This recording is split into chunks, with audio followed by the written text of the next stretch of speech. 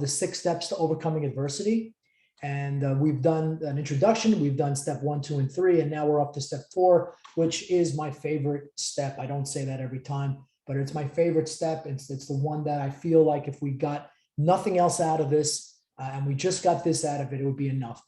So thank you, Tomorrow Energy, Paul Keen, the CEO, and Nicole and everybody for putting this together. And I really appreciate your time. So our agenda for today is we're going to just quickly review the previous steps. I'm going to talk about perspective, obstacles, benefits, skill building, practical exercises, and then a summary.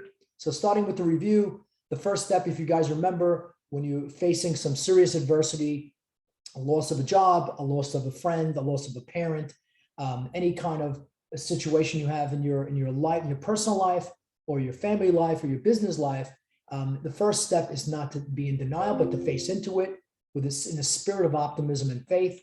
The second step was to let go of any anger and blame, because if you can't let go of the anger and blame, then you can't move on to step 3, which is learning the lessons. And that is the last lecture that we did, was on learning the lessons. Step 4, and here we're going up the ladder here. Step 4 is appreciation and gratitude. This is a little cartoon that says, I proved that when you start to count your blessings, you find they are infinite, and which is really very true. And I'm going to talk a little bit about that. It's a little bit of a joke, but not really a joke. I'll explain to you later what I mean by why I picked this cartoon. Okay, so starting with perspective. So of course, appreciation and gratitude, even when you're in the middle of a rough time, it really comes down to perspective. Let me tell you what I mean by that. So our natural response to adversity, when something bad happens, I mentioned in previous lectures that when I was going through the financial crisis, and I came in on a Monday morning and found out that I lost $60 million over the weekend. That was pretty rough. And your first reaction is, you can't be. But then when you start to realize that it really is true, you get lots of responses: shortness of breath, high blood pressure. You get tunnel vision. You get this thing of, this is it, and you kind of define your whole life by this event, by this tragedy or this adversity. And you start to think, my life is over. What is it to live for? Unfortunately, people think this way all the time. And that is a lack of perspective. So when I was writing this book, I had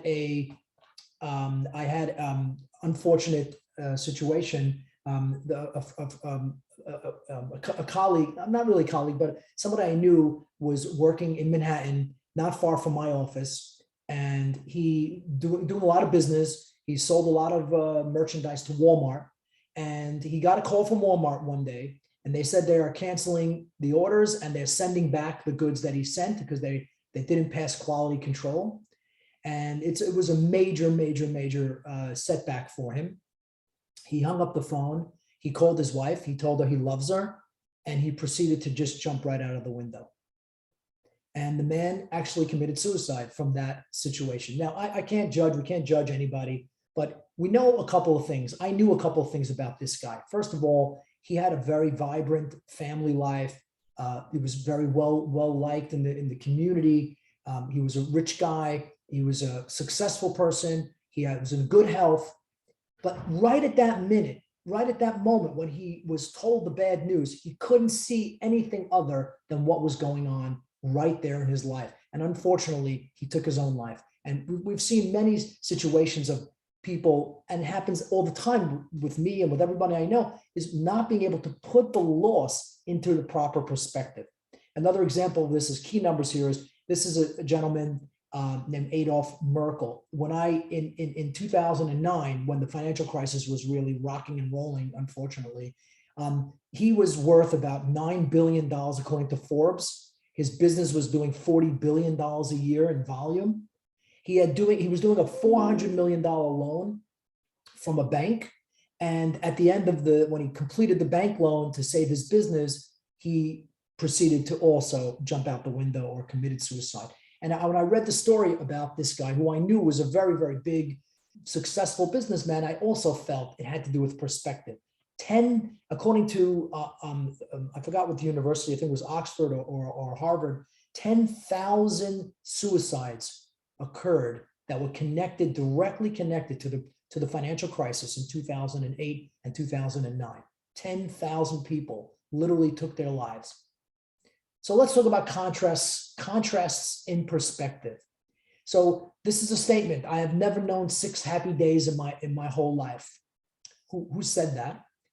Napoleon Bonaparte, who arguably was one of the most powerful, wealthiest men on earth when he said this. And a contrast to this is, I thank God for my handicaps, for through them I have found myself, my work, and my God. And another line she said was, I have found life to be so beautiful. So who do you think said this? Of course, the answer is Helen Keller. And again, talking about perspective, it's just a matter of putting things in perspective and appreciating what we do have as opposed to focusing on what we lack. And that is one of the critical aspects of overcoming adversity. Another example of contrast and perspective is a famous line by Dale Carnegie. I think he wrote this in his book, How to Stop Worrying and Start Living. 2 men looked out from prison bars. One saw mud, the other saw stars. Again, basically is, what is your perspective? Another thing that helped me a lot during the financial crisis was I had this mantra that I would say to myself as often as I could remember to say it. And that is, everything I have, I need. Everything I have. That means if I feel sick that day, I need to be sick. If I have losses, financial losses, or any type of losses, that's what I need. That's what I need. And everything I need, I already have. I'm not looking for more. I'm not looking for anything. And if you can try to settle your mind in that place, it's really a mantra for happiness. Two points I want to say. One is, someone is praying for all the things and all the blessings and all the advantages and benefits that we all take for granted. That's really a true story. You know, right now, I made this speech at the EMC recently. Over 1.5 billion people on this planet do not have access to electricity. 1.5 billion people, 1 billion people do not have access to running water. So when you put that in perspective, and they're human beings just like you and me, it's just, you just feel like what people would want, you already have. So no matter how sad you are or melancholic, or you're upset about whatever the loss you had, you lost your watch, you lost your car, you got into a car accident, whatever the issues are, they are minuscule relative to the blessings that we have. What I like to say, another line I like to say is, a healthy person has 1 million dreams. An unhealthy person has only one. Okay, now we get to obstacles. So what are the obstacles to putting things in perspective, to having appreciation and gratitude? I think the first obstacle that we have is something I call the double-edged sword. What does that mean? This is when we get used to things, right? It's a very positive thing. It's a very good thing that human beings have this ability to get used to things. So what I mean by that is, let's say, you know, God forbid, you're in jail, all right, or you're in a very, very tough position financially or any other way. You get used to living like that, and that helps you get through it. And on the other side of things, when you're living prosperously, healthily, you get used to having eyes, you get used to having hands, you get used to running, being able to walk and run. So we get used to things, and getting used to things is a double-edged sword. And that is fundamentally why we take things for granted, because we're built, our brains are built to take things for granted. 6 other obstacles to gratitude. So I just list them out here. Grandiose expectations, jealousy. When you saw one kid, when one kid wants what the other kid has, he just can't appreciate what he does have already. Tendency to focus on what we're missing. My mother used to tell me all the time, when I used to complain to her, she used to say, I cried because I didn't have shoes until I saw a man who didn't have any feet, right? The idea is not seeing that you have more than most, and not seeing what others are lacking. Another is tendency to be cynical or sarcastic. I always say sarcasm is the lowest form of humor. And when we're cynical and sarcastic, you ever take a trip, like a family trip or another type of trip? I took a trip once with 60 adults to the concentration camps to visit in Poland, and after that to Israel. And, you have most of the people go along with it. Not everything's perfect. The meals weren't perfect. The timing of everything wasn't perfect. But when somebody's cynical, it just ruins the whole trip for everybody else. It's just an obstacle to gratitude. And then finally, there's a tendency that people have to feel self-pity. When you're feeling self-pity, oh, woe is me, or, you know, I know someone lost her watch. It was a very expensive watch, I admit, but she lost her watch. So for the next 3 months, every time someone says, what time is it? She'll say, I don't know. I wouldn't know. I wouldn't know. Meaning, I lost my watch. Like, it's just self-pity, and you can never really have gratitude or appreciation for anything if you're wallowing in the mud of self-pity. Another obstacle to this is criticism. When you criticize, I just wrote a couple of points that I make when I do my classes about this. It's simply impossible to be criticizing and appreciating life at the same time. It's just not possible. Or another word is, I can't connect to a beautiful sunset if I decide I don't like the exact color combination. And this is a vicious cycle, right? Because you're in a bad mood, you get your resentment and blame, which leads you to lash out versus with criticism. The lashing out, you feel ungrateful, self-justify. That brings you to a bad mood again, and around we go in this vicious cycle of criticism. The goal is trying to just surrender to what you have and appreciate it objectively as you can, and become one with it. And that, when you can do that, you can change a lot. I had a friend that had 65 stores before the financial crisis. He owned a city block of real estate. He had 2 homes, doing really, really well. And the financial crisis robbed him basically of everything. He lost his entire business, lost both his homes. He lost all his real estate. He had nothing, not a dollar in the bank. He had to live on charity. He had to go get a job in a completely new business and as a broker, where he didn't make money for years. But I remember meeting with him and him telling me, Jack, and I was complaining that I was losing my business and my life savings and everything. And he was saying, Jack, stop hitting the rewind button. Stop. My friend Scott, he said, stop hitting the rewind. Just move, press play. I have a friend of mine who lost his job recently. While he was working there, he was constantly telling me how much he doesn't like the job and he wants to quit. And then when he got fired from the job, he couldn't get it. And he's still, till today, 6 weeks later, he can't get his brain out of the past, out of the gutter of the past. He's constantly complaining and sad and wallowing in the idea of, well, if I just did something differently, maybe I wouldn't be fired. And that prevents him from moving forward and finding another job. And, thankfully, finally, he did find another job just now. But that is a very big thing of being able to just let go of the past.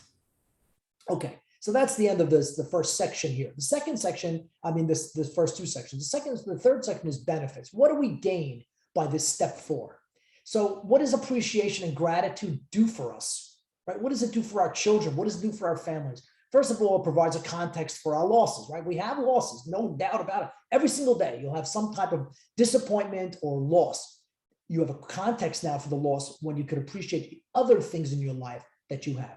Create stronger bonds with others when you appreciate other people that are in your life that do things for you. You create strong bonds. You constantly give your children appreciation. Watch what happens to the relationship.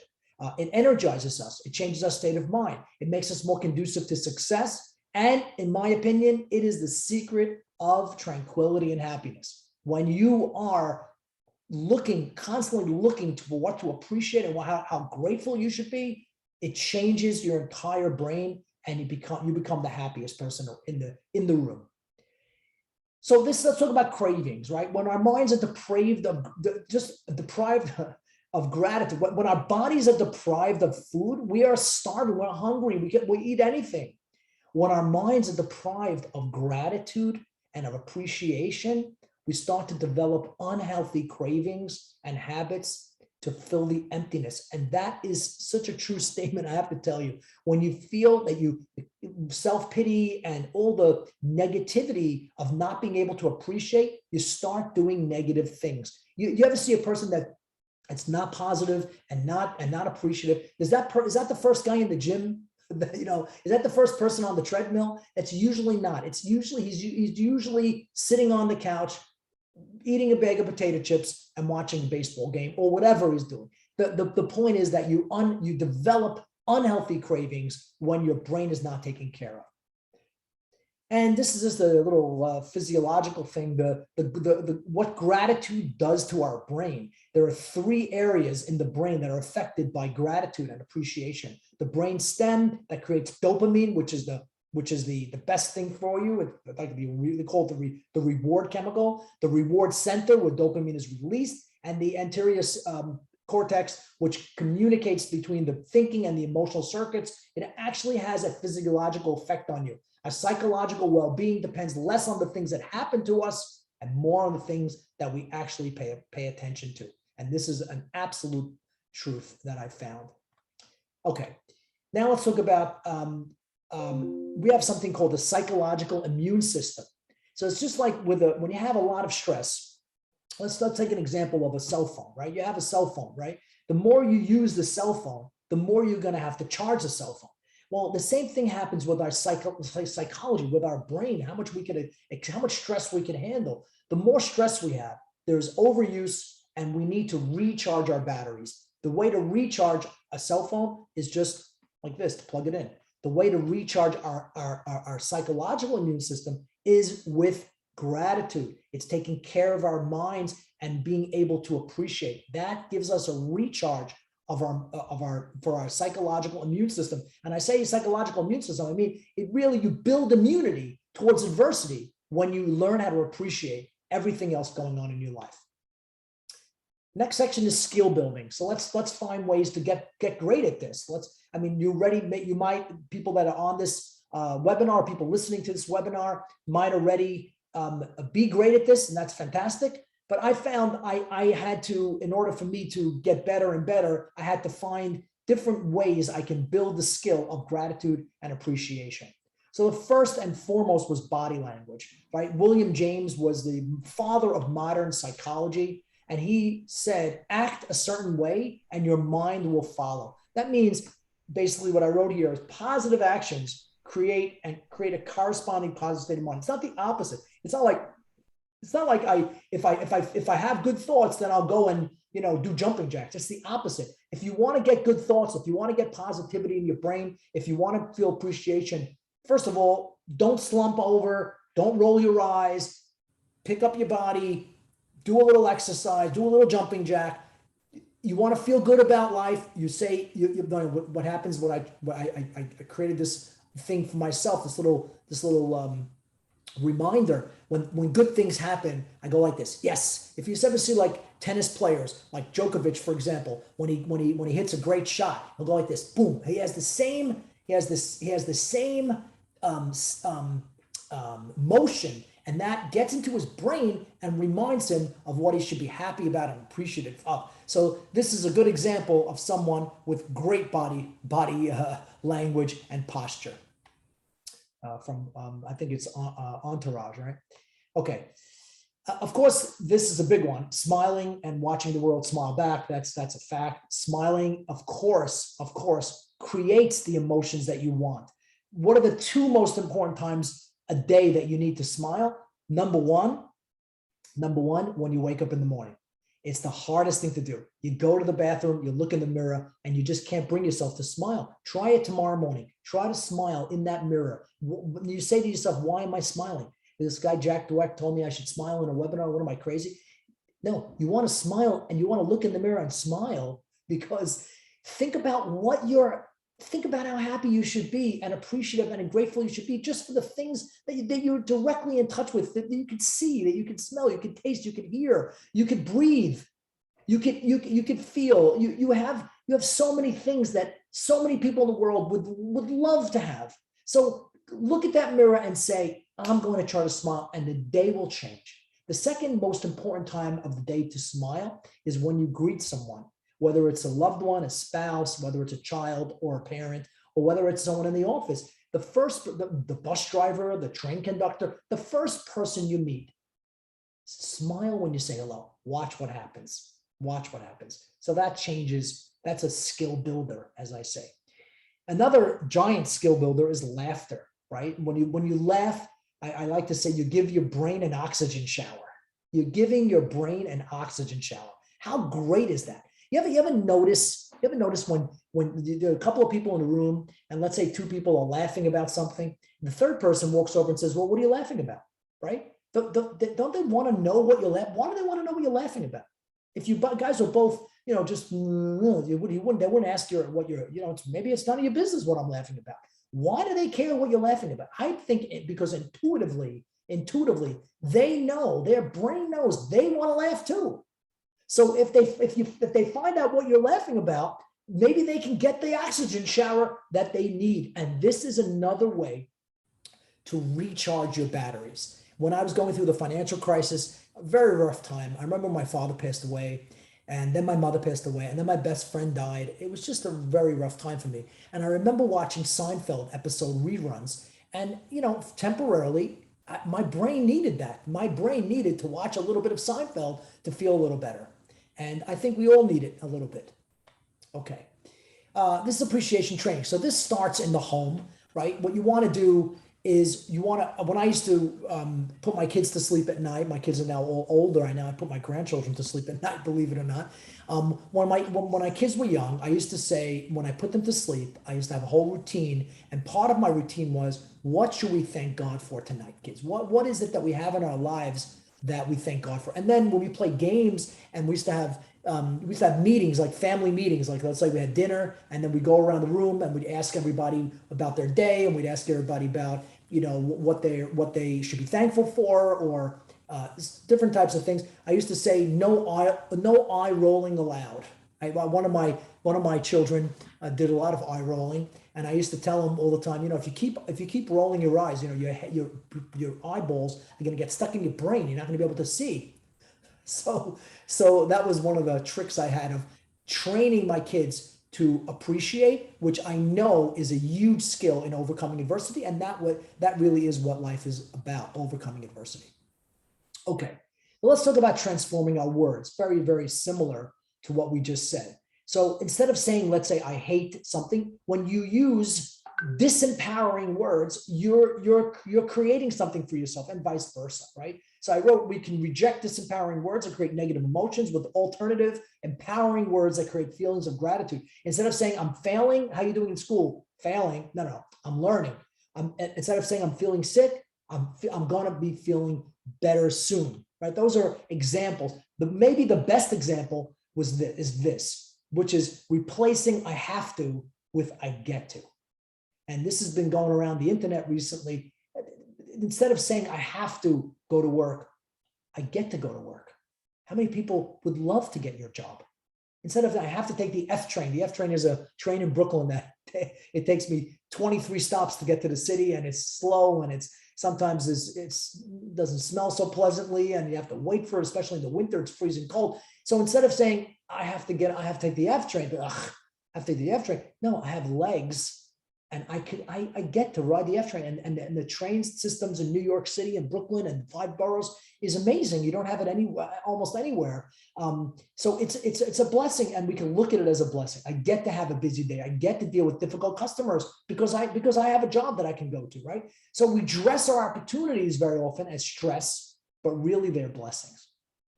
Another skill builder is staying in the present.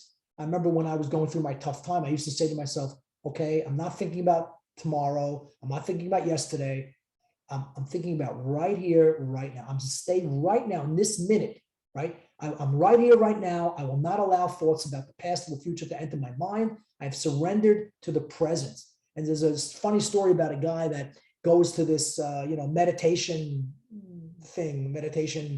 weekend, and he comes back and he tells his assistant in work, he says, I had this greatest weekend. It's fantastic. He says, I just saw this most beautiful tree. And she says, where'd you see the tree? He says, right in front of my house. So in other words, the idea is that it's been there the whole time. So we're staying in the present and just appreciating this moment only. Is this moment so bad? That's what you have to ask yourself when you really get into it. And that is being able to appreciate what you have. So here's another daily meditation that I used to use almost every day during the financial crisis and past the last 10 years. Today is the first day of the rest of my life. I'll open my eyes, wake up feeling fully refreshed, revitalized, ready to take on the world. This is while I'm in bed, ready to get up, when it was difficult to get out of bed, actually. Thank you for the ability to see, to hear, to smell, to taste, to touch, and to breathe deeply. This I still say every single morning, this line. Every day is first thing before I get out of bed. Every day is a celebration. Today, I will celebrate being alive. I'm not the same person that was in the world yesterday. I'm a new person. And these are daily meditations that I say that I'm happy to distribute them to you guys if you're interested in doing something similar or write your own. Today, I will be thankful for all the abundance I have been blessed with. Today, I will smile and watch the world smile back. So these are kinds of lines that actually saved my life. Saved my life. Okay. Seven Wonders of the World is a story about these kids in school that the teacher asked, what are the seven wonders of the world? And this one kid submitted his paper, and she said, to see, to hear, to smell, to taste, to touch, to breathe, and to love, right? As opposed to all the other seven wonders of the world that you might think are wonders. These are the greatest wonders of the world. And then finally, I think very often experiencing loss, real loss, where you have to really, where you're mourning and crying, like the loss of my parents, for example, or the loss of my best friend. You know, when someone loses a parent, he's called an orphan. When someone, loses a spouse, they're called a widow or a widower. But when someone loses their best friend, there's just no word. There's just no word for that. And I think there's no word for that because the pain of it is so deep. It's so deep that there isn't any word for it. But I have to tell you that experiencing the loss, you can take it as a negative or as a positive. Of course, it's not a positive to have a loss, but when you have the loss, then you can use that to reinforce the gratitude, the fact that you're happy about the relationship you did have, and the fact that you enjoyed that relationship and made the most of it, and the fact that you have other relationships in your life that you're going to have deep relationships with, and not the opposite. I remember one time my father-in-law lost his sister, who was my wife's aunt, and we were at the cemetery, the funeral play. It was right outside the funeral, and I remember him turning to me and his sister Rachel. I remember he's turned to me and he said, "That's it, never again." And I said, "Never again what?" "I don't understand." He said, "I'm never going to get close to anybody again." And I remember feeling very, very sad for him at that moment. That's how he felt. He felt he's so hurt by the loss of his younger sister that he never wants to get close to anybody again. He doesn't want to feel that way again. Of course, he got over it, and we're very close to his friends, siblings, his children, his son-in-law, his grandchildren. So he didn't continue that, but that's how he felt. And that's how we feel when we have great loss. Like we just want to give up, but we shouldn't. Okay. Now some practical exercises for every day, right? Practical exercises. Here are 13 exercises for step 4.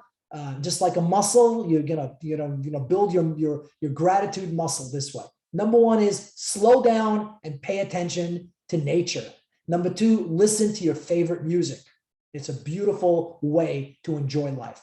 Number 3, keep a gratitude journal. That means you take a journal and you literally, if you do it with a pen and paper, or you can do it on your phone, and there are many apps that you can use for this.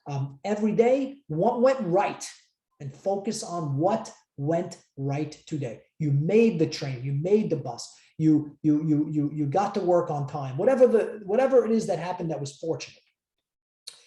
And then, of course, a big thing is think about the times you overcame things in the past and how it made you stronger. That's a big one.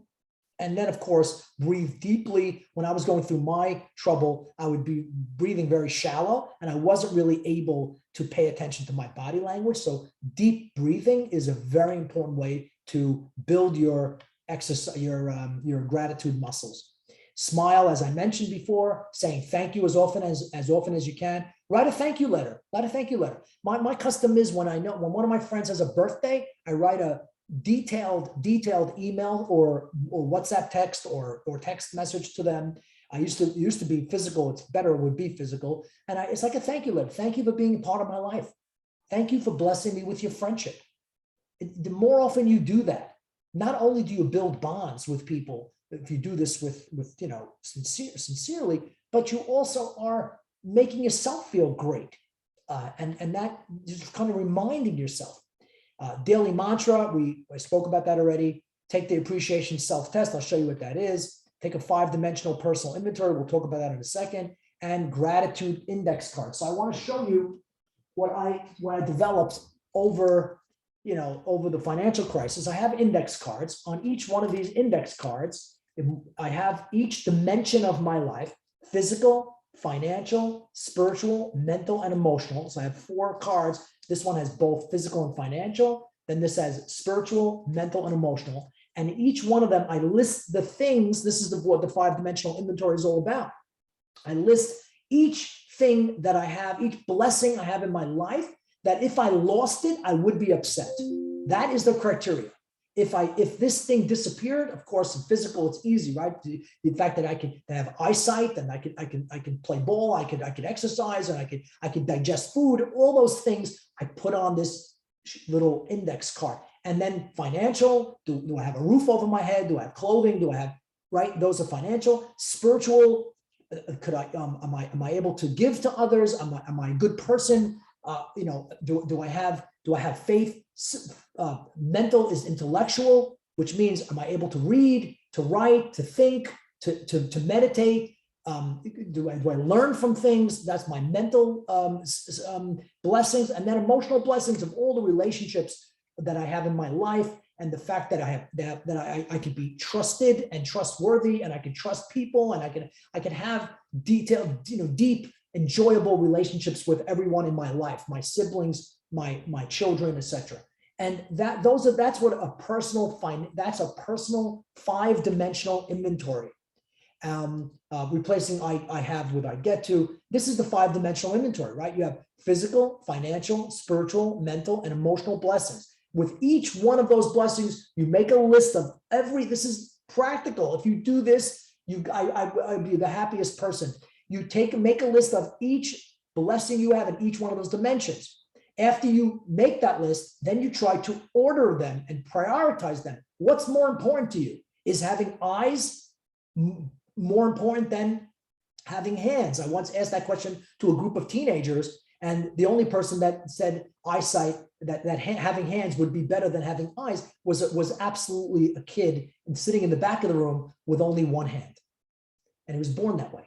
So it affects you when you think, when it's personal. You could feel, if you could find a way to say to myself, I'm going to go, I went on a trip with my children and my family to Israel. They have this thing called the Blind Museum. You go to the museum and you're blind. You can't see anything in the museum, and you have to go through the museum with blind people helping you, blind tour guides, and they will help you get through the whole experience. You go through an hour experience of being blind and appreciating what being blind is. When you get out of that museum, you are the happiest person in the world that you have eyesight.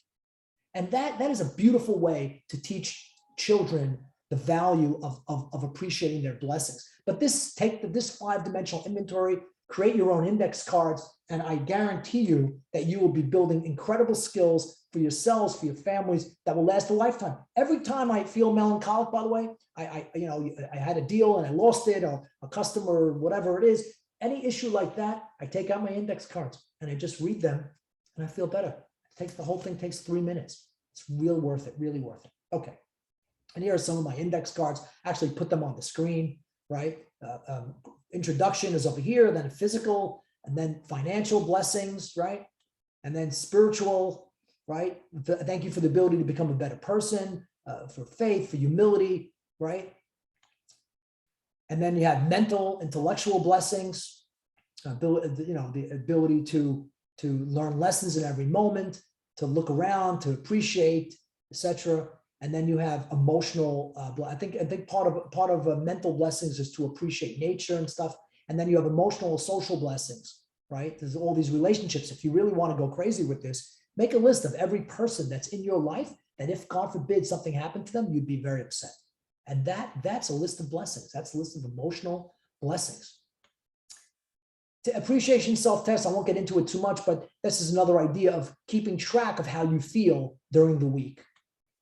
And now a summary of step 4. So the fringe benefits of gratitude, of step 4 of appreciation, include, of course, tranquility and happiness, as I've said before. So the idea here is that, yes, you can follow these steps. If you asked me, Jack, what is the most important thing? What is the number one thing that you got out of your crisis, out of your adversity, out of losing what you lost, literally millions and millions of dollars, an entire business, my best friend, what did you get out of that? If I told you that what I got out of it is my ability to appreciate, you might not believe me. You actually will believe me now when I tell you this now. Whenever anything happens in my family, my kids get together with their kids and we're at the table or whatever it is, all I do is look around and say, I'm thankful that I'm here.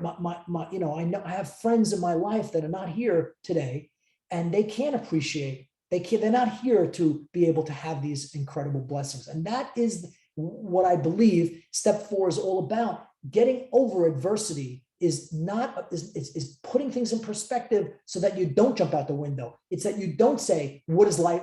What I don't have any reason to live. As I brought up in the beginning of this lecture, when I talked about the man that jumped out of the window and Adolf Merckle and people that, unfortunately, 10,000 people during the financial crisis couldn't get this lesson. My dream and my wish is that you do, and that I do. And I'm speaking to myself, really. I'm able to really incorporate this. And the big picture is to share this with your friends, with your families, and to be able to enjoy the fruits of this idea as we step up to the 6 steps. And the next step we're going to be doing will be giving, which we'll talk about then. But I just want to say thank you again, everybody, for taking the time today and taking the time to hear me out. And of course, let's open the floor for questions right now. You could unmute.